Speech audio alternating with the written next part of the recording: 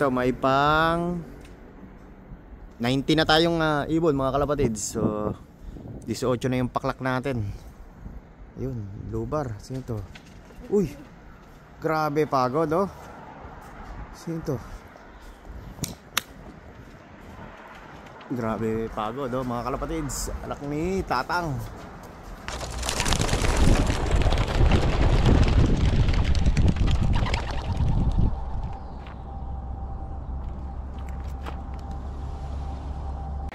Good day mga kalapatids.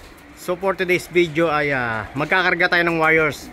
So bali second lap nga namin Cape Campbell, 247 kilometers mula dito sa loop ko. So dapat nga ang race namin ay ngayon, tapos ang kargahan ay kahapon, Friday. So na-cancel nga yung race namin. Bali bukas ang race namin. So ngayon ang kargahan namin kasi nga kaninang umaga masama ang panahon, naulan mga kalapatids. Tapos bukas, ang panahon naman bukas ay sunny pero headwind mga kalapatids. So mula sa pagbibitawan hanggang dito headwind. So masusubukan yung mga wires natin sa headwind mga kalapatids. So yung young bird pa natin ay naka-viewing pa rin, yung 10.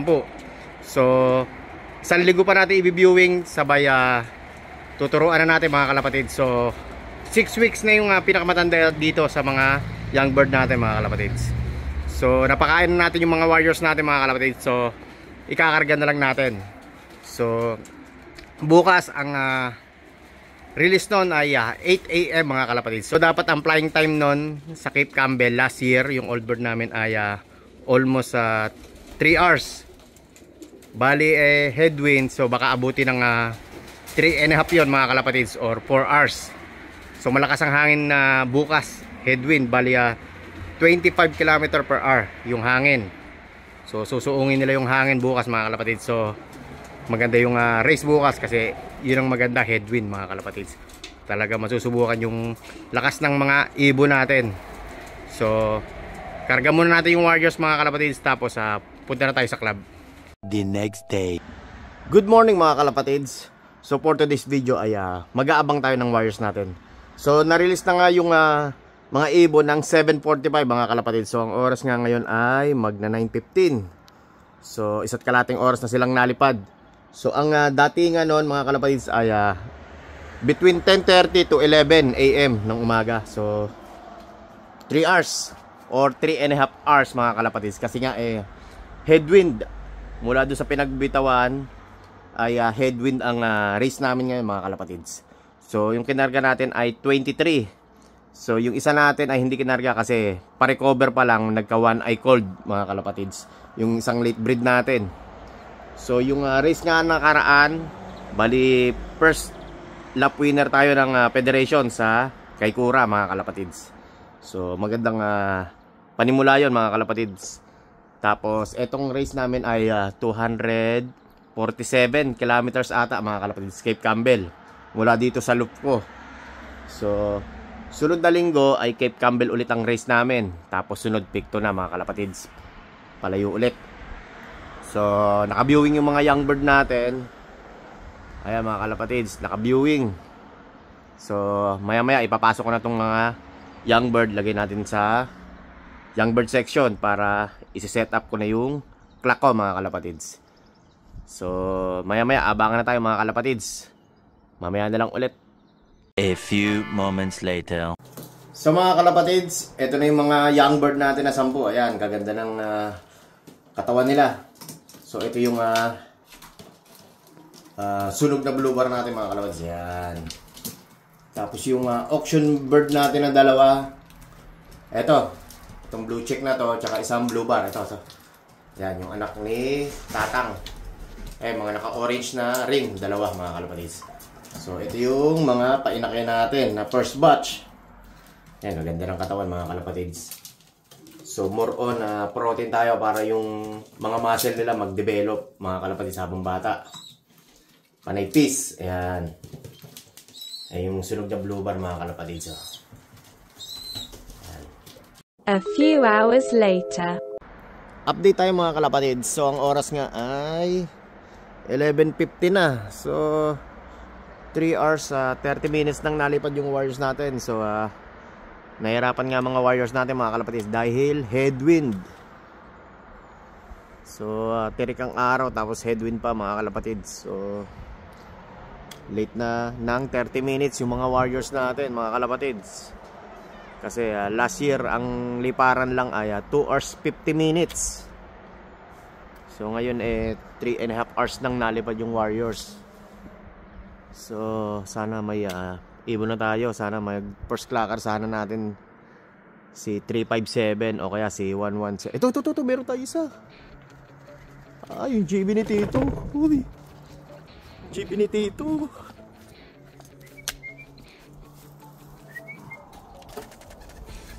Ayun, nasaan linom to? Klak. Nasaan linom natin yan? Yun, si 1110. Ayos. Sakto. Ito meron ulit. Saan?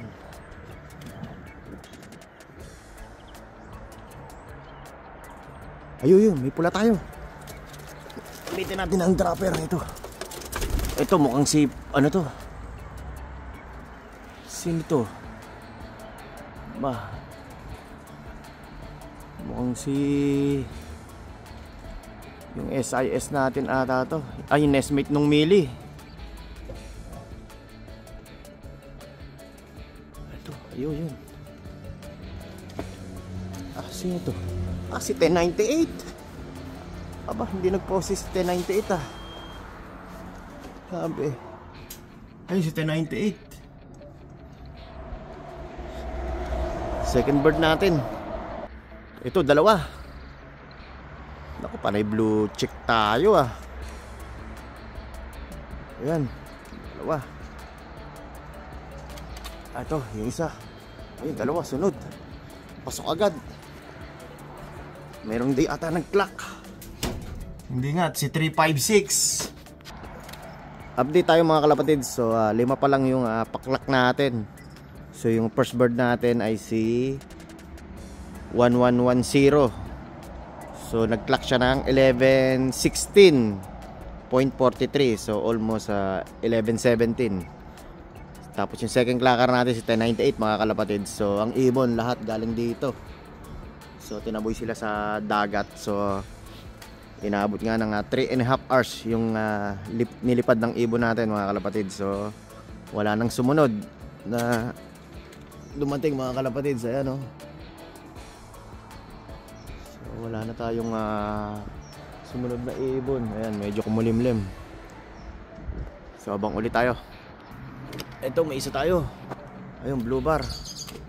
Galing dito mga kalapatids. So sino kaya yung blue bar natin?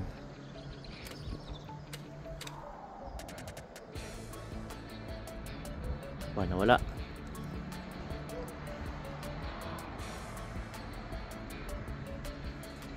Nawala yung blue bar Ayun. Sito.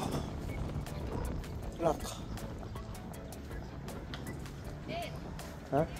Hindi nag-clock. Hindi na naman nag-clock. Ito, meron tayo isa. Mukhang si Mili mga kalapatids. Pang 6 bird ata natin to o pang 7.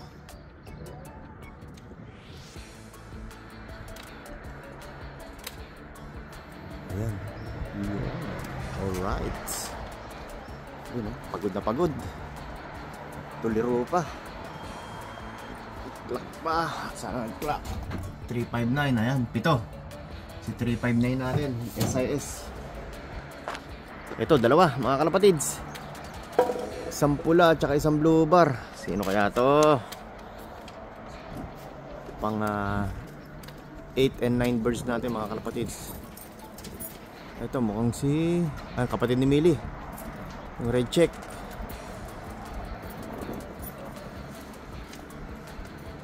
Clock na. Ano pa mag-clock? Ito. Sino to? Sino to?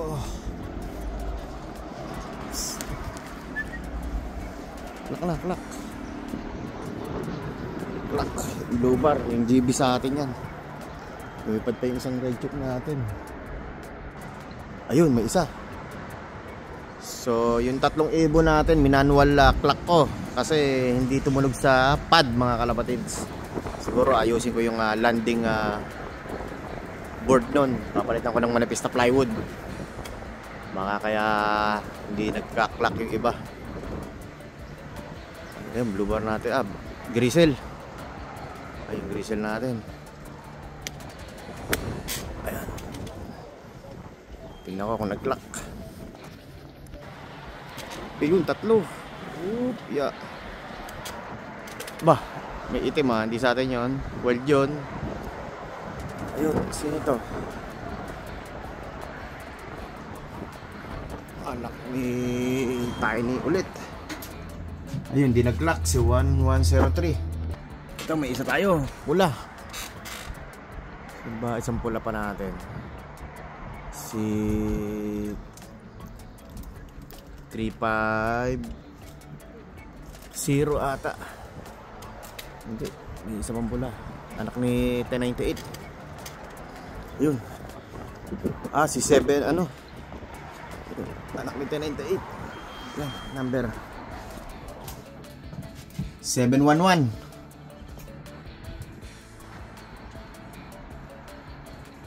Pang 17 bird natin, mga kalapatids. Grisel, late breed.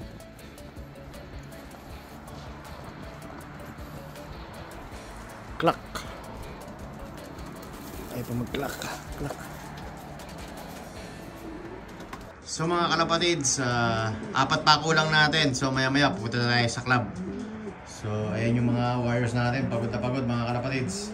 Bali 247 kilometers lang yon, pero inabot na 3.5 hours. Ayan sobrang pagod, mga kalapatids. Na smash sila dahil nga headwind. Ito, ayan yung isang red check natin, ayan pagod na pagod. Tsaka yung isang blue bar, ayun, yung sumubsub sa landing board.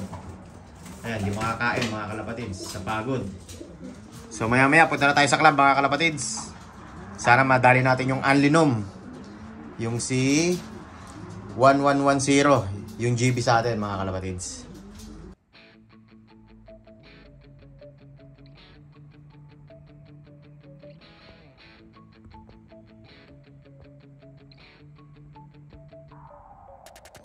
Ayun, yung longboard ko. Saan na lang kulang natin, mga kalapatids? Yung kapatid niyan, ayan, pagod na pagod. Anong oras na? 1:30, mga kalapatids. So 1:30 dumating to. Late na yung longboard natin, mga kalapatids. So mga kalapatids, kompleto na yung wires natin. So yung last clacker natin, yung 354. So 1:52 na nakarating, mga kalapatids. So ang oras nga ay 2:08 na ng tanghali. So mamaya punta na kami sa club ng 2:30. So sana makadali tayo sa Anlinom, yung first clacker natin, mga kalapatids. Ito. So 11:16.43. So almost 11:17. Si 1110, yung red check natin na sprint bird, mga kalapatids. So good luck sa mananalo, mga kalapatids. So welcome back, mga kalapatids. So galing na tayo sa club. So bali ang result nga ay pang 25 place tayo sa federation out of 50 flyers. So nasa middle tayo. So yung race nga namin ngayon ay hard race. Isahan ng pauwian, mga kalapatids. Napakahirap. Merong flyers tayo. So meron tayong ibon talagang sumubsob dahil sa pagod. Tapos yung only pan race natin, pati yung numbered, wala, late dumating yung team natin. Pero yung first clacker natin nakataya sa only numbered. Kaso hindi natin nadali yung pan race, mga kalapatids. So bawi tayo. So next Sabado nga, next Saturday, bali same yung weather, mga kalapatids. Bali windy ulit, tapos headwind ulit, mga kalapatids. Papunta yung hangin, tataboy ulit sila sa dagat. So sana Saturday ulit yung sana Saturday na yung race namin, kasi ngayon nga Sunday in-adjust dahil masama ang panahon, dahil kahapon ay umulan. So, bawi tayo mga kalapatids. Kukondisyon natin itong mga wires natin. So, hanggang dito na lang. Don't forget to like, share, subscribe. John and Danny Loop, Pigeon Racing. Ingat and happy flying sa inyo lahat. God bless mga kalapatids. See you on third lap.